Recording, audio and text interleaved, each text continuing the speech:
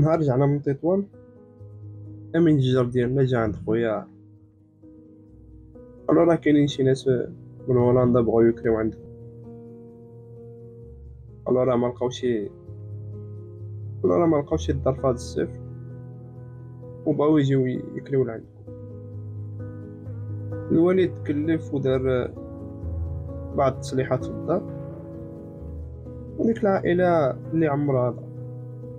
هنا بدات المعرفة ديالي مع امين. هاد امين كانت بيناتنا غا السلام.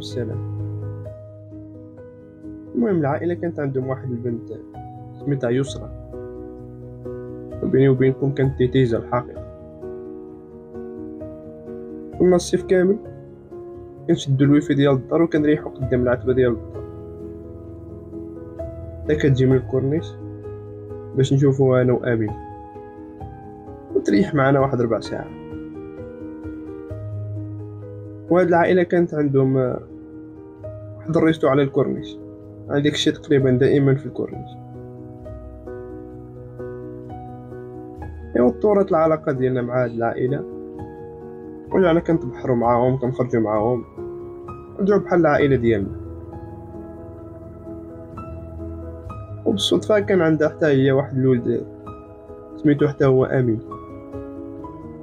واحد النهار كان عاد يلا واصل للدار، ريح معانا، مع هو عنده ديك الريفية شوية وصافي. درنا مع واحد التصويرة للذكرى. المهم شرات العطلة ديال هاد العائلة، وجا الصباح باش يجمعوا حوايجهم. الوالد حل الكراج للسيد ودخل الطوموبيل ديالو، دخل الطوموبيل ديالو للكراج لداخل باش يوجد الحوايج ديالو في الدار، بحكم كانوا غيشدو الطريق في الصباح وانتم عارفين الشمس ديال الصيف في الصباح. صافي هو هذاك هنا كنتوادعو، كلشي بقى كيبكي، بحال بغيتي تقول رباو علينا الكبده.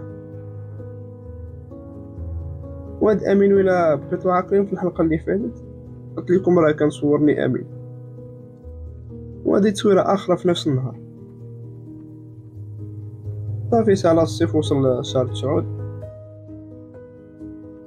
اللي هو احسن شهر ديال العومان بالنسبه للناس ديال الحسيمه، والبحر تيكون خاوي والما نقي بزاف. نهار 5 في شهر 9 مع 43 دقيقة خاي كانت خرجت له الفيزا الإسبانية. كنا وصلنا للمرسى باش يشد الباركو. ما علينا، ديك العشية رجعت للدار، عاد بدات كتطلع معايا السخونية، حكم غيمشي بلا رجعة. وانا بديت كنستوعب بلي ديك خاك اللي كان دايما معاك، دايما كنتو كتعاشرو في البيت ودايما هو معاك في الدار، بلي جا الوقت بلي غيهاجر وبلي بقيتي بوحدك. ومن ديك اللحظة انا بديت كنفكر انني نهاجر لاوروبا. دخلنا نقراو الدخول المدرسي مع الناس جداد واساتذه جداد.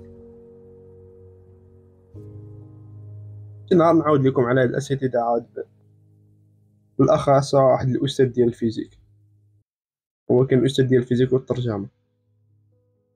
ما علينا. شهر 11 قالت لي الوالده حتى انت غادي ندفعوا لك الفيزا باش حتى انت تمشي تشوف الاجواء تما كيفاش عامله اوروبا.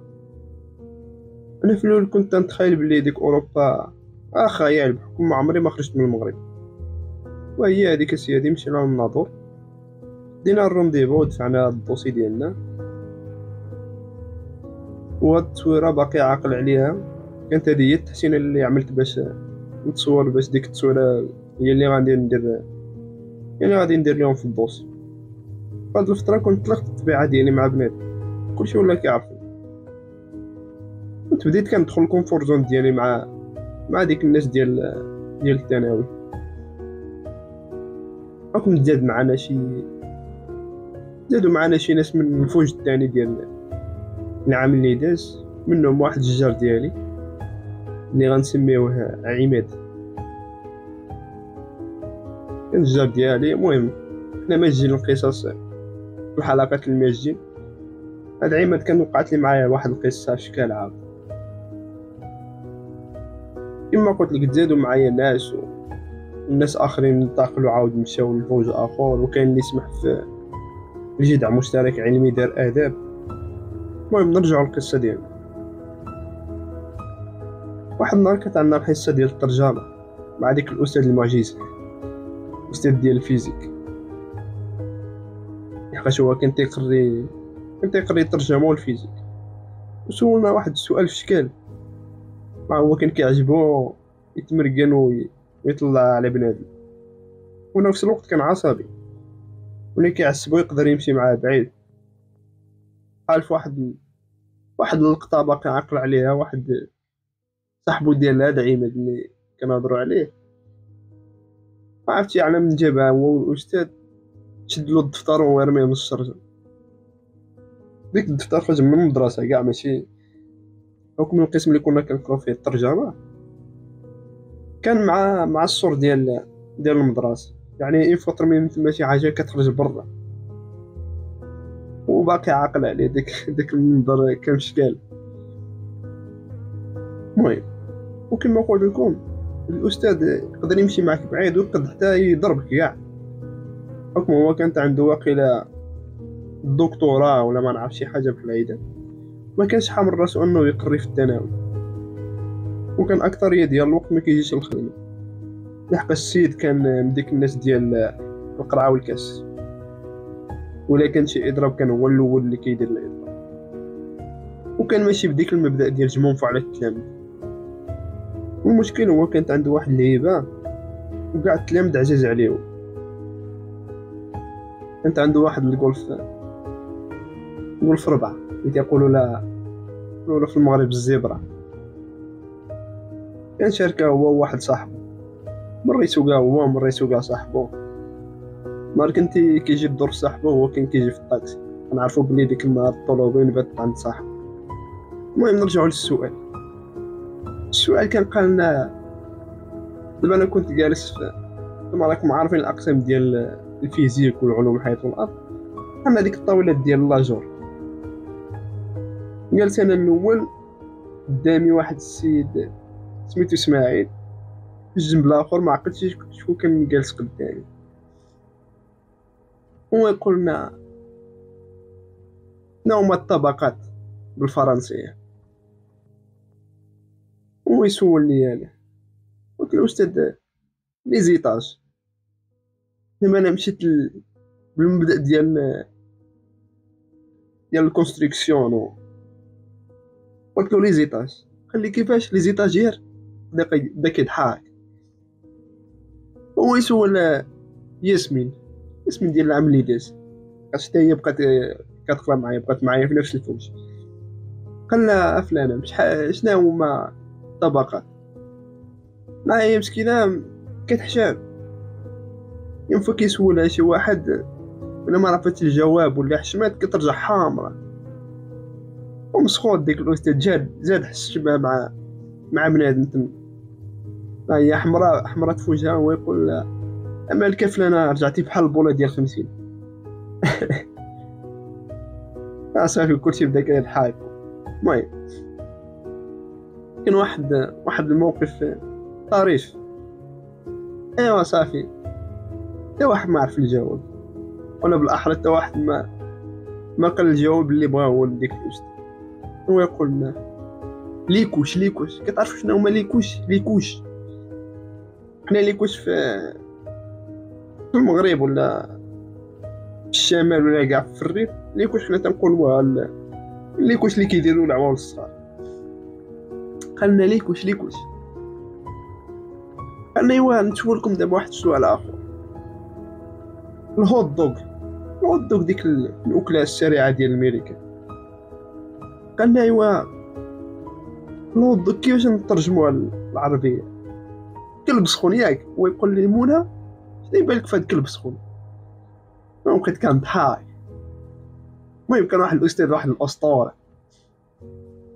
التلاميذ اللي جيت معاهم في السيزيام كانوا واحد اساطير عالم عاود. المهم الاخوان، هاد الحلقه جات شويه معطله بحكم تشامبيونز ليغ وانا ريالي كتعجبني الريال، والبارح تفرجنا عاود الباير، واليوم عاود تجي البارسا. يعني خدينا واحد البوز من الفيديوهات، وباش نعوضكم نحط بعض التصاور اللي نسيت ما حطيتهم، بحال التصويره ديال العيد الكبير مع الدراري ديال الحومه كيشوطوا الريوس. وهذه نهار صلاة العيد في المصلى ديال الحسينة، كنت باقي كنصلي على الكرسي لحقاش ما كنتش كنطوي رجلي مزيان. وهذه مع صابر اشهر مصور اللي عندنا في الحسيمه، وكان دا واحد الجائزه ديال احسن مصور في المغرب. وهذه كذلك في العيد الصغير في المصلى. وهذه في الشاون. وهاد التصويره هي كانت الخرجه الوحيده مع خي اللي كان ديما حاقرني وما عمرو خرجني معاه، باش انا ما كانش عندي شي صحاب. وهاد التصويره كنا ودنا للبحر بالطلب من الوالد. باش الوالد يعطيلو السوار قال له دي معاك فوق، لحقاش هو كان عادي يلاه داي البيرمي. وباش تشوف انه كان فرح بالبيرمي اكثر من الفرحه ديال البكالوريا، مع العلم انه في نفس العام كان هو سقط وجات له هي هادي مع السقوط مع البيرمي ومع الفيزا جات له دقه واحده. المهم الاخوان هنا نخليوها ونشوفوا في الحلقه اللي ماجي. تهلاو.